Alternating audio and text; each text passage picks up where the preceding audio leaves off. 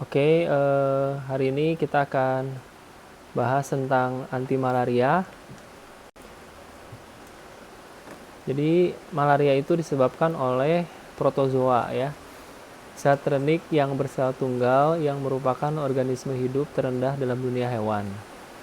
Protozoa ini hidup sebagai parasit di hewan atau serangga yang dianggap tuan rumah atau inang. Nah, kalau misalnya masuk ke tubuh manusia, dia dapat menyebabkan infeksi. Contoh protozoa penyebab infeksi pada manusia, yang pertama Plasmodium, itu penyebab penyakit malaria, tuan rumahnya nyamuk ya. Ini yang akan kita bahas. Kemudian contoh lainnya Entamoeba histolytica, ini menyebabkan disentri, amoebiasis. Kemudian Trichomonas vaginalis, ini menyebabkan kalau pada wanita, organ wanita keputihan ya. Kemudian Toxoplasma gondii ya, ini menyebabkan toksoplasma ya pada tuan rumahnya itu kucing, domba, sama babi. Hati-hati yang suka melihara kucing ya. Kemudian Pneumocystis carinii, itu menyebabkan radang paru. Dan kalau ini Trypanosoma gambiense ya, penyakit tidur. Ya, tuan rumahnya itu lalat CC. Ini adanya di Afrika. Jadi kalau lalat ini menginfeksi manusia, manusianya lemes ya, jadi tidur terus. Kemudian, nah ini berikut adalah fakta-fakta malaria ya. Malaria itu penyakit yang serius, tapi bisa dicegah dan bisa diobatin ya. Disebabkan oleh tadi ya Plasmodium, parasit Plasmodium yang dimasukkan melalui gigitan nyamuk. Nah, pada wanita hamil ini memiliki resiko tinggi kematian janin kalau misalnya terinfeksi malaria. Ternyata tahun 2015 97 negara mengalami pandemi malaria ya. Di mana totalnya ada 3,2 miliar orang berisiko terhadap malaria ya. Dan setiap 2 menit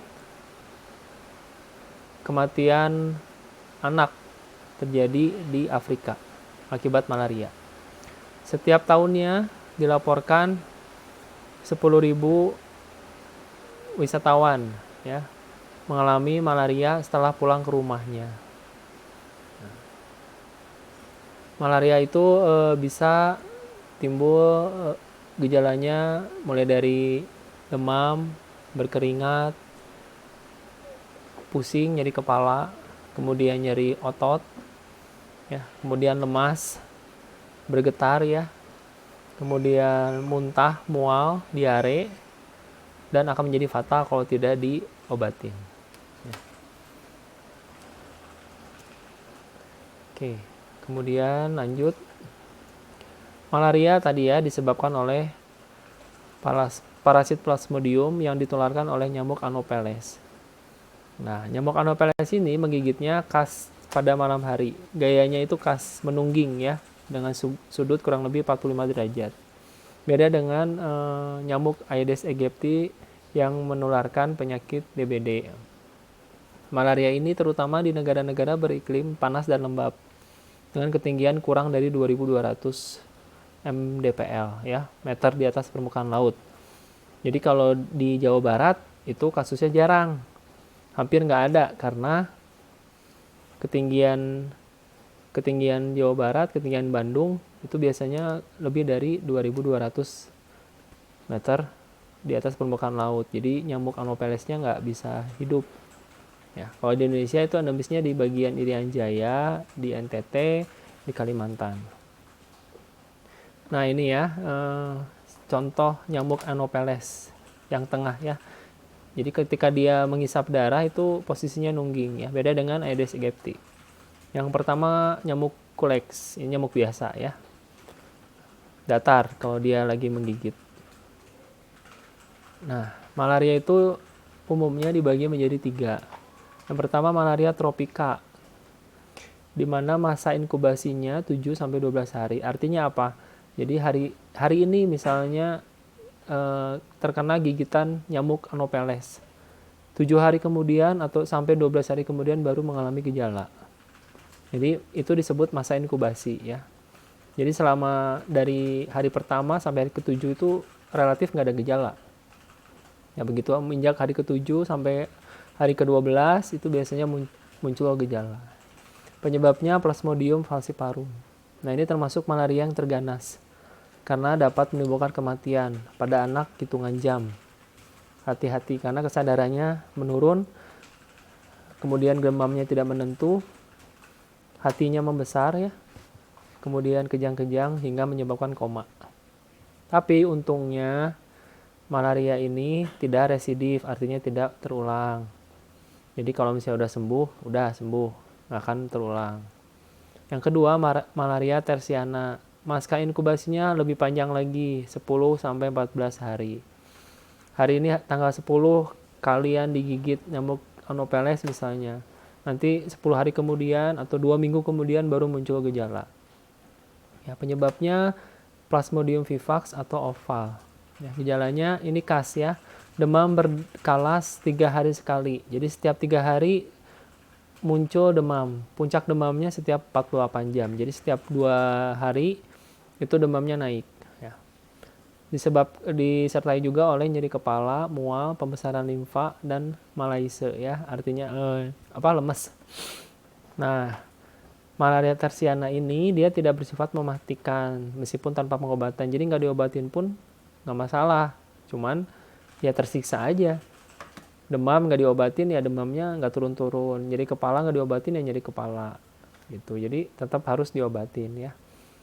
Nah, parahnya lagi malaria tersiana ini dia sifatnya residif. Artinya bisa kambuh. Bulan ini sembuh. Nanti kalau misalnya main lagi ke daerah NTT atau ke Kalimantan, digigit nyamuk lagi itu bisa sembuh, bisa kambuh lagi. Ya. Ini ya malaria tersiana. Ter itu artinya bahasa Latinnya 3. Jadi demam berkala 3 hari sekali. Nah, kalau malaria quartana, lihat dari katanya quartet, artinya 4. Berarti gejalanya berkalanya 4 hari sekali ya. Masa inkubasinya lebih panjang lagi, 4 sampai 6 minggu. Berarti ini bisa sebulan. Bulan Oktober kalian liburan misalnya ke Kalimantan atau ke Irian, misalnya ke Raja Ampat, digigit nyamuk di sana, pulang ke Indonesia, ke Bandung, sebulan kemudian baru muncul gejala. Ya, penyebabnya Plasmodium malariae. Ya. Gejalanya bersama dengan malaria tersiana, yang bedanya adalah ininya, kalanya ya. Jadi demam berkala 4 hari sekali dengan puncak demam setiap 72 jam. Sifatnya juga sama residif, bisa kambuh. Nah, ini serangannya itu panas dingin ya. Jadi demamnya naik turun. Fase dingin ya, berlangsung 30 menit sampai 1 jam. Timbul penyempitan pembuluh darah atau fase konstriksi. Kemudian masuk ke fase panas, berlangsung 2 sampai 6 jam, menggigau ya. Kemudian fase berkeringat ya. Karena berkeringat keluar cairan cukup banyak, menimbulkan dehidrasi. Kalau sudah dehidrasi pasti letih, inginnya tidur. Nah, ini perkembangannya ya. Jadi nah, ini pada nyamuk, si plasmodiumnya di nyamuk dia akan berkembang menjadi makrogamet, kemudian zigo, ookista, oosit, kemudian sporozoid. Nah, sporozoid ini ketika dia ini siap untuk ditularkan lewat darah, lewat gigitan nyamuk. Jadi kalau nyamuk menghisap darah manusia, dia mengeluarkan ini sporozoid. Sporozoid akan masuk ke dalam hati, berkembang menjadi merozoid, dia menyerang sel darah merah. Ya, sel darah merahnya jadi rusak. Ya. Kemudian di sel darah merah si merozoid ini dia akan sporulasasi. Sporulasi dia akan berubah menjadi merozoid. Merozoid ini akan berubah lagi menjadi gametosit yang bisa menularkan kalau misalnya digigit nyamuk lagi, nyamuknya terinfeksi gametosit. Ya, jadi nyamuk ini dia bisa menularkan, dia juga bisa kalau misalnya dia nyamuk Anophelesnya belum ada Plasmodiumnya dia bisa masuk dari tubuh manusia yang terinfeksi malaria. Nih ya tadi ya. Plasmodium gamelosid dia menginfeksi nyamuk. Ya. Dia berkembang secara seksual di sini. Kemudian masuk ketika menghisap darah manusia, manusianya terinfeksi, si plasmodiumnya dia berkembang biak secara aseksual. Ya. Berkembang biaknya di liver, di hati, kemudian menginfeksi sel darah merah. Nah, kemudian sel darah merah ini ketika kita digigit nyamuk Anopheles yang masih bersih, nyamuk Anophilesnya akan terkena. Kemudian balik lagi dia akan menginfeksi orang lain. Gitu perjalanannya ya. Nah, terapi anti malaria itu seperti biasa ya. Kalau farmakologi itu bisa non farmakologi, artinya tanpa obat dan dengan pengobatan. Yang pertama terapi non farmakologi. Kita cegah ya. Karena ini penyebarannya lewat nyamuk, ya hindari kontak dengan nyamuk. Tutup air, gunakan penyangkal nyamuk atau misalnya mosquito repellent seperti minyak serai, obat nyamuk, kemudian autan ya. Contohnya autan, kemudian pakai kelambu. Cuma zaman sekarang susah ya, kelambu jarang. Kemudian pakaiannya panjang, jadi menutupi lengan. Ya, sama menutupi pakai piyama, menutupi kaki juga, dan warnanya cerah. Karena nyamuk cenderung menyukai warna gelap. Nah, kalau misalnya terapi non farmakologinya nggak berhasil atau misalnya dirasa kurang, pencegahannya bisa menggunakan terapi farmakologi, menggunakan obat. Yang paling terkenal adalah pencegahannya dengan minum doxycycline 100 mg per hari. Diberikannya kapan? Diberikannya 1-2 hari sebelum pergi. Kemudian diminum sampai selama di daerah tersebut, terus diminum sampai 4 minggu setelah kembali. Maksimal penggunaannya 6 bulan. Nah, kontraindikasi doxycycline itu terhadap ibu hamil nggak boleh ya, sama anak dikurang dari 8 tahun. Berarti ibu menyusui juga nggak boleh. Karena anaknya pasti kurang dari 8 tahun menyusui. Nah, pengobatan malaria dianjurkan dengan pemberian artemisin kombinasi terapi. Ya, untuk meningkatkan efektivitas dan mencegah resistensi. Kalau malarianya tanpa komplikasi, artinya tanpa penyakit yang lain, itu boleh diberikan ACT-nya secara oral, diminum. Tapi kalau misalnya dengan komplikasi, ada penyakit bawaan, disuntik artesunat. Ini turunan dari artemisin ya. Dilanjutkan dengan artemisin kombinasi terapi yang oral, ditambah primaquine dan hipnosodial. Nah, kalau misalnya tadi malarianya malaria falciparum dan malaria vivax penyebabnya plasmodiumnya, menggunakan dihidroartemisin piperaquine atau DHP plus primaquine. Ya. Jadi primaquine untuk malaria falciparum itu hanya hari pertama saja. Sedangkan untuk malaria vivax selama 14 hari. Primaquine tidak boleh diberikan pada bayi kurang dari 6 bulan. Dosisnya berdasarkan berat badan. Bila pengukuran berat badan tidak dapat dilaksanakan, misalnya pasiennya gendut, kemudian susah ditimbang, nggak bisa turun dari tempat tidur, ya gunakan kelompok umur. Ya. Kalau malaria vivax yang relapse, artinya terulang, kambuh lagi, dosis primaquine-nya naik. Ya. Nah, kalau misalnya dicampur injeksi malaria falciparum sama misalnya ada infeksi nih, nggak jelas malarianya malaria yang mana, ya sudah berikan ACT 3 hari plus primaquine. Nah, tadi penggolongan anti malaria itu berdasarkan titik kerjanya pada siklus hidup parasit dan tujuan terapinya. Sehingga bisa digolongkan menjadi 4. Yang pertama obat pencegah. Ya, pencegah atau profilaktis kausal ya, proguanil, pyrimethamine, chloroquine. Kemudian obat penyembuh atau pencegah demam. Ini menyembuhkan jadi orangnya sudah sakit ya, orangnya sedang sakit. Bisa diberikan kinin, artemether, atau chloroquine. Nah, kalau obat pencegah kambuh, supaya nggak kambuh lagi, berikan primaquine. Nah, obat-obat yang menyerang gametosit itu primaquine, proguanil, pyrimethamine, dan chloroquine. Hati-hati, semua obat anti malaria mengiritasi lambung, sehingga harus diberikan sesudah makan. Ya. Selain obat anti malaria, penderita juga diberikan obat untuk terapi simptomatisnya. Ya, jadi kalau pasiennya mengeluh demam, nyeri-nyeri badan, ya dikasih analgetik antipiretik. Kalau pasiennya dehidrasi, diare, muntah, ya berikan oralit, ya, atau infus elektrolit. Nah, ini obatnya ya, yang terkenal kina, ya, pil kina atau kinin, ya, dari kulit pohon kina. Ingat, kalau alkaloid kinidin itu sebagai obat jantung. Jadi jangan kutukar, kalau kinin dia sebagai anti malaria, kinidin sebagai obat jantung. Ya, ini rasa, ya, look alike, sound alike. Hati-hati. Kombinasi dengan Primaquine itu pada pasien-pasien yang malarianya tersiana dan kuartana yang sering kambuh. Pada serangan malaria tropicana diberikan secara injeksi. Ini contohnya pil kina dari Kimia Farma, ya, buatan Bandung, ya, yang di Jalan Cicendo.